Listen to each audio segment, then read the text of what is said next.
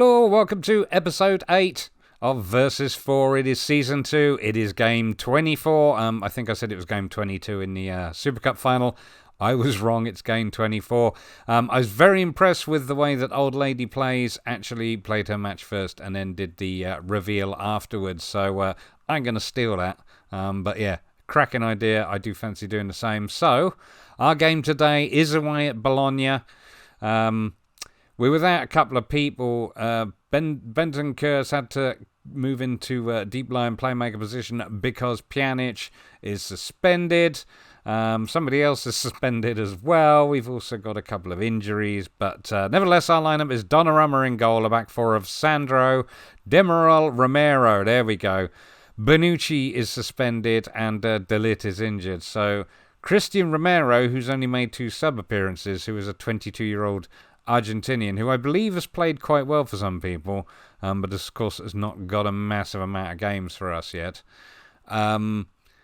is coming into centre defence. Zappacosta is playing outright instead of Danilo because he wants more matches, and I did bring him in as the best Italian defender, so I should at least play him. Bentancur, as I mentioned, is playing DLP in place of Pjanic, who is suspended. Rabiot is in his usual spot. Ramsey is replacing Bentancur. Left wing is Cristiano Ronaldo. Right wing is Bernardeschi in for Costa.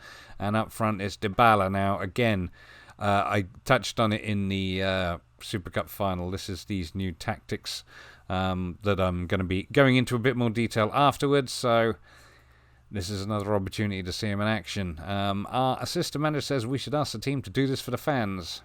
Should we? No, I think we'll go with the pundits. And I'm going to ask them to put in a good performance across the board. Only Bentancur is... that reminds me, in terms of people's morale and stuff like that, Bentancur's happy again.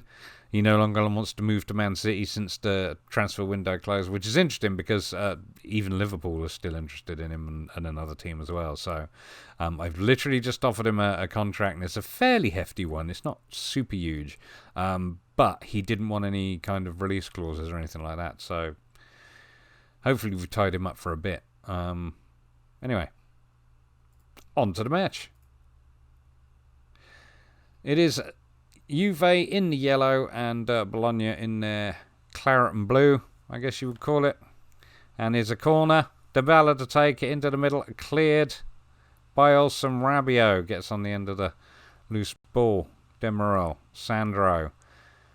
Pass back to Donnarumma. Romero now finds Zappacosta on the other wing. Bentancur. Demiral out to Sandro. Short pass to Ronaldo. Rabiot with the shot, and there it is. 2 minutes 20. Adrian Rabiot, that's his 9th goal of the season.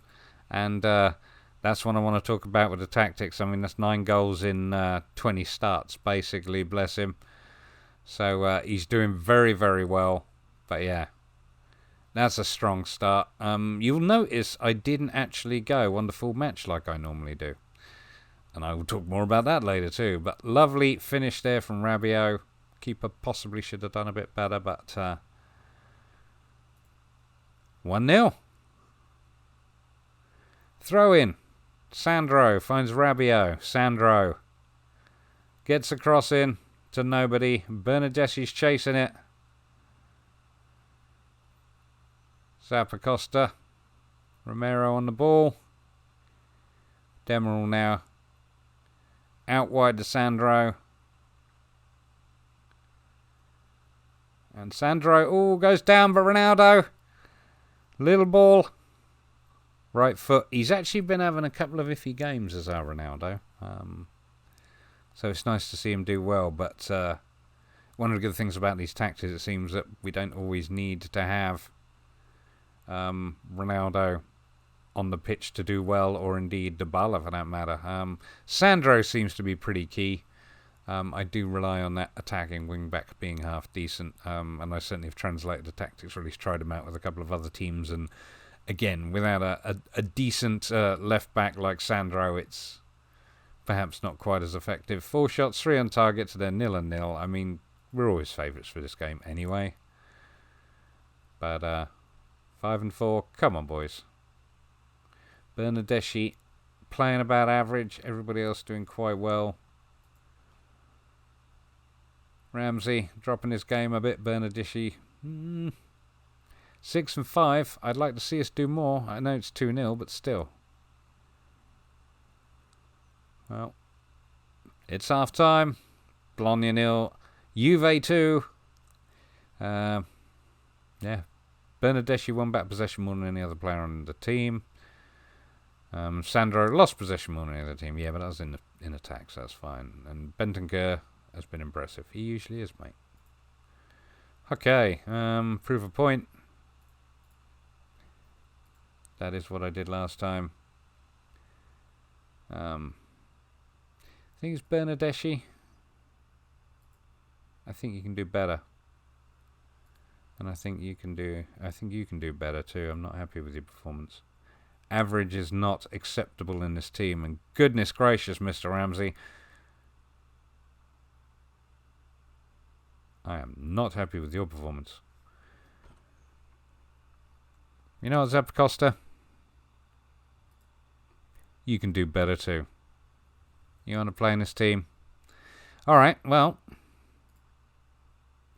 I suggest we go back out and finish this. I mean, 2-0's pretty much finished, but I don't want to concede any goals. I will leave it till about 60 odd minutes and see if anybody needs to come off fitness wise.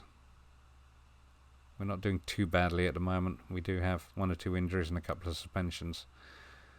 Central defence is the worst hit, but we're getting by. Rabiot.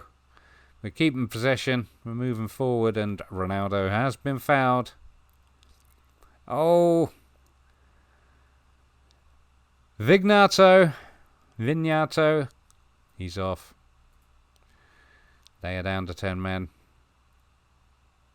Barrow, crikey, just runs past the Juve defence, but Donnarumma stays in his way. That could have been embarrassing, but he literally ran round this corner. Soriano to take it. Oh, and it's tipped over by Donnarumma. Yep. We have got another, or they have got another corner. Come on, Juve. Cleared, and Rabiot was looking to start a counter-attack there. I tell you what, we're up to 65. I am going to take off Mr. Bernardeschi. He has not picked his game up, really. He's not played as well as he could. We'll bring on Costa. Costa is perfectly match fit. Ronaldo's doing fine. Dybala's doing all right. Anybody else? If I took off Dybala, it'd only be for the likes of Higuain, who actually does need to improve his match sharpness. We are 2-0 up. It's not really a huge risk, so I'm going to try it. But poor old Higuain has not had a good season at all. When he has played, he hasn't played well, so he hasn't got the appearances, which hasn't helped. Still 2-0, coming up to... Oh, Costa with a free kick. Kills it in. Cleared. Rabiot. Ramsey. Oh, was not to be. 78 minutes. Gone. We got anything else? Oh, damn it. I keep clicking. Costa with another corner. Oh my goodness, Ronaldo got on the end of that one. It is 3-0. That is his 25th goal of the season. And I'll not lie, a huge proportion of those are from corners and free kicks. Yep. Nicely done, sir.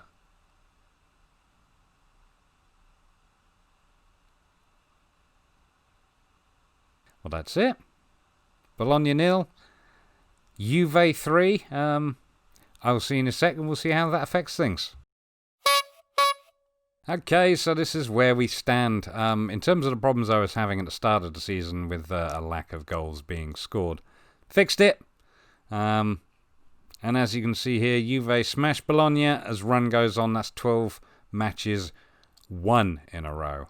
You will also notice, if you didn't in the cup final as well, I didn't make any adjustments to the tactics beyond sort of setting the attacking or defensive or whatever else. I didn't tweak the tactics or tweak the settings or anything. I have never been in a situation where I've had a set of tactics where I was able to do that. Now, we're going to go into the schedule, and I will get into why the tactics have been good. Obviously, the last time you saw us was the 0-0 draw against Roma, and obviously prior to that, we'd drawn 0-0 with Atalanta, we've drawn 0-0 with Sampdoria, and we'd drawn 2-2 with Napoli. You'll also notice the games where we won relatively big, Ronaldo. We were pretty much reliant on him. Every now and again, you'd have a game where a few people would score, but it did kind of rely on Ronaldo having a good game. And obviously at this point down here, compared to last season where there were a lot of 3-0s and 5-0s, only scoring a couple of goals or one and then not scoring any isn't ideal. Now, the good news, obviously, is that defensively, we've been absolutely superb. I mean, after the Napoli game, we went a good number of games. In fact, how far down the list do we need to go? There we go. We need to go to the Inter game before we actually conceded any goals in the league. So defensively, we are top-notch. There's absolutely no problem there. But like I say, the issue really lies with goal scoring. So, obviously, tactical changes were needed. The Roma game, we played the 4-2-3-1, which I've been playing a lot, or versions of, dropping the right winger back. But obviously with Cuadrado not playing and not being up to it, I've been AMRing rather than just a right winger. So, yeah. And Dybala, instead of having him up front, I did try a 4-2-4. And that was the other thing. The following game, I attempted to do that. That was after that Roma game against Milan. And we started the match basically with a 4-2-4, for want of a better phrase. And it really didn't go well. I'm not going to go through and show you the highlights. I mean, obviously we won 3-0. That's the final score. But if we look at the... Whoops. I've lost it. There we go. Yeah, if we look at all this, Sandro got sent off in the 76th minute. Now, up until that point, we were 1-0 up on the 61st minute. But on the 76th minute, and it wasn't, we weren't dominant by any stretch of the imagination, as we haven't been in any other match. It's usually been, smash and grab, for want of a better phrase. But, Milan were, again, the statistics don't necessarily show it, but they were, pushing us very, very hard. Anyway, so Alexandra gets sent off. I bring on De Sciglio, I believe, in place of Higuain, and I move to having a single striker, AMR and AML, which are inverted wingers, two central midfielders. I don't know if there's any way to look at it, but the point being is I went to lone striker and I had Ronaldo and Costa playing as inverted wingers, and all of a sudden, with a little, one or two other tactical tweaks as well, all of a sudden we were a different team. We were taking shots for fun, we were all over them, and Dybala, who of course, historically speaking, has not been a strong goal scorer, scored two. He unfortunately got injured in training after that and missed, I think, the next couple of matches. But that was also the other test of the tactic, because obviously after this match and seeing how well that setup up front had done, that's what I changed it to. And as you can see, he's up to 13 goals in 26. I can't remember how many he got last season, 19 in 36. So that's the league, 25 and 51. So one every other game, I guess. But I'm, like I say, compared to what he's done so far this season, he is now scoring goals. So that is pretty good, and he is at his one every other game. So I feel like he's going to do better than that. But nevertheless, the bigger thing is getting the rest of the team to score and getting more out of the central midfield, which is also what has happened. So that finished 3-0 against Milan. Then we went away to Torino. Same tactics.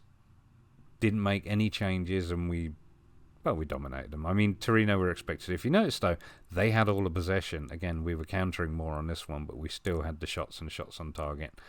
And got the two goals. We had one from Rabiot on 6 minutes, which obviously is a great way to start the game. And, of course, he had player of the match for that.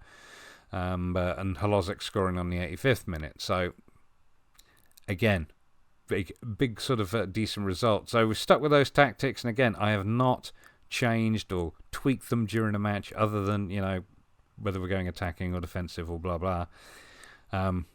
Brescia 4-0 away. Goals from 2 from Rabiot, 1 from Ronaldo. And that's the thing, Rabiot is kind of the key here to scoring goals. We're getting more out of the central midfield and out the wings, Costa as well. Ronaldo, Pjanic scored. And as I say, we were without Dybala for that match, and we played Brunori, who got a 7.2. That's Brunori. You remember Brunori? Why is he here, Brunori? He did all right. He didn't score, obviously, and that's the thing, the strikers don't as much, but there's a lot more encouragement for the midfield to get involved and the wings to score goals. So that was a lovely 4-0. Cagliari, after that, 3-0 at home. Goals from Rabiot, Costa and Cuadrado, who, of course, has had next to no games all season. So he did pop on, and I can't sell him. Oh, somebody's bid on him, finally. Anyway. But he's been tough to get rid of. I'll not joke. After that, we had Verona at home. Smashed them 6-0. 2 from Dybala, 3 from Kulishevsky, and 1 for Bonucci. Kulishevsky, of course, having come up from the youth team, he's been great. He's had 10 starts, 7 sub-appearances, scored 7 goals and got 3 assists. The thing is, you've got Costa and Bernardeschi in that role, but I did play him in there again before I changed tactics early on in the season. I think that was where he got his first goal, but he's been great to the point where he's drawn some attention now. Liverpool, Tottenham and PSG are interested, so he's going to be a struggle to hold on to. Where were we? Udinese after that, 3-0. Merry Demiral scoring and Douglas Costa getting 2 after that. Crotone, or Crotone, I don't know how you say it. 3-0 at home. Hlozek, Kulishevsky and Demiral. As you see, one of the other things that has definitely picked up using these tactics is we're doing a lot more on the set pieces as well. Pretty much any time you see a defender on the score sheet, that's a set piece. And in fairness, half of the ones with Ronaldo on the score sheet are set pieces, especially this season. After that, moving into January, we have Parma. We beat 4-0 at home. Bentancur, Dybala, Costa and Bernardeschi. I think that's when Dybala came back. I think a lot of these games he wasn't available. It was De Gracia. De Gracia, 7 starts, 2 sub-appearances, no goals yet. But we keep playing him. He's definitely a development. He might have a future, but not as a goal scorer, apparently. So, 5-0 away to Perugia. Bonucci, Rabiot, Costa, De Ligt, Ramsey. 3-0 at home to Lazio. Dybala getting 2, Ronaldo getting 1. 4-2, and this is the first time we have conceded goals since the Napoli game, I hasten to add, over Inter, which of course is the local derby. 1 from Ronaldo, 2 from Bernardeschi, and 1 from Pjanic. And our last match, the one you just saw, Bologna away, 3-0. 1 from Rabiot and 2 from Ronaldo. So I've definitely overcome the issue that I had with goal scoring, as you can see, which is fantastic. And it's allowed more players in the team to score than just Ronaldo, if you know what I mean. It wasn't as good, let's face it. However, I was bottom. I may still be bottom. Having watched how Football Manager Maniac did, he's not been banging home as many goals, but he's won them all. He's absolutely won them all. So he needs to drop points for me to catch up. Old Lady Plays, I think she'd only drawn 1, maybe 2. They are well out in front. Obviously, behind them is Custard Profit, but I'm a good few points off of him too. He is the only one who's lost a game thus far, but still, it'll be interesting to see how he gets on. I'd like to climb. I wouldn't mind finishing 3rd. I'm disappointed in myself for trying to stick with Higuain and not messing around with the tactics earlier in the season. I mean, that's the thing. This would be a perfect season for any other team, but because it's a competition, this is a terrible start to the season. So, what more can you say? So that's where we're up to. Obviously, we'll be coming back, as will everybody else. I will now show you the tactics. It is a 4-1-2-3 or a 4-3-3, whatever you want to call it. But certainly the way that it works is it's fairly reliable on Sandro and Ronaldo working together, and just really getting a lot of support in behind Dybala. But also, Ramsey goes out wide when Bernardeschi or indeed anybody else is playing their cuts in, and it's just a lot more options are created, a lot more support's created on that side. We obviously keep Zappacosta on defensive, but as a wing-back, he still gets up there anyway. Rabiot, we do actually have a couple of sort of individual, as we do for one or two other players, individual sort of instructions based around their, key abilities in order to get more of them. He gets forward and does take more shots. But yeah, it's, like I say, that's every match since I put this tactic like this. I have made no changes during the match at all, other than, like I say, the mentality. So I think at the end of the competition, I'm actually going to release it, because I've never had a tactic like that in my life. I normally just go, well, that'll do, and then muck around with it during the match in order to sort of be competitive. So yeah, that's where it's up to. The only last thing to show you is we had a couple of transfers. I brought a couple of people in, both in loan, because obviously we have no money, which I'll show you before we go. But we brought in Pierre-Emerick Aubameyang on loan. We will be paying some money for him at the end of the season, unfortunately, but it doesn't really matter. He's not kicked, it says 5 and 5, but he's not actually kicked a ball for us yet. When he arrived, he was on duty with Gabon. Dybala was injured, but he wasn't available to play. And the other one is Anthony Martial. Like I say, we had a bit of a shortage up front, but with Martial being able to play on the left as inverted winger, because Ronaldo doesn't have any real backup other than Costa, and Costa prefers to be on the right anyway. Anthony Martial. The club and everybody seems relatively happy with both of these as in terms of loan signings, but like I say, he's had one sub appearance and managed a 6.8. I haven't needed them, touch wood, but obviously we've got more games coming. We've got cup games, which we've just had. We've got European Cup. We've got plenty going on. It doesn't it's going to get even harder in the season. Plus, like I say, we have had one or two injuries.